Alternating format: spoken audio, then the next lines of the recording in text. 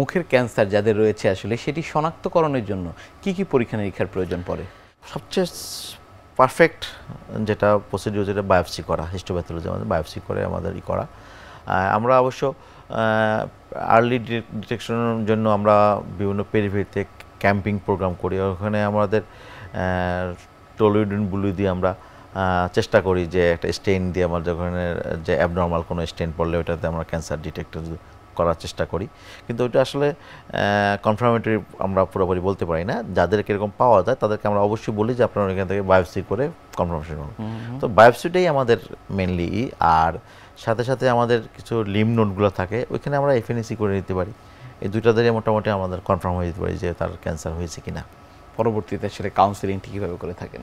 কয়েকটা স্টেজ আছে, যে ফার্স্ট স্টেজ, সেকেন্ড স্টেজ।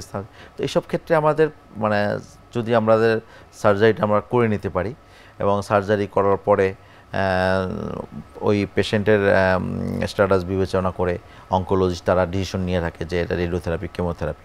তো এই যে প্রথমে সার্জারি করা এবং পোস্ট সার্জারিক্যাল আমরা রেডিওথেরাপি বা কেমোথেরাপি এটা করলে, আর্লি স্টেজে করলে সাধারণত পেশেন্টের মোটামুটি প্রগনোসিস খুবই ভালো, খুবই ভালো। যেন আমার গতকালকে আমার চেম্বারে এক পেশেন্ট আসছে, এক ভদ্রমহিলা, ওনার চোয়ালের ক্যান্সারের কারণে আমরা প্রায় 8 বছর আগে 2016 সালে আমরা একটা হেমিমেন্ডিবুল টিম করেছি এবং মেন্ডিবুল চোয়ালটা ফেলে দিছি।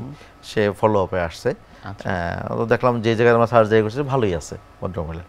তো ফলো আপ আসলে কখন প্রয়োজন, কি জন্য প্রয়োজন, সেই বিষয়গুলো জানবো, তবে ছোট একটি বিরতি থেকে ফিরে এসে। প্রিয় দর্শক, দেখছেন স্বাস্থ্য প্রতিদিন। কথা হচ্ছিল খুব গুরুত্বপূর্ণ একটি বিষয়, মুখের টিউমার ও ক্যান্সার নিয়ে। এই বিষয় নিয়ে আমরা আরও কথা বলবো, আরও শুনবো, তবে ছোট একটি বিরতি থেকে ফিরে এসে। ততক্ষণ আমাদের সাথেই থাকুন।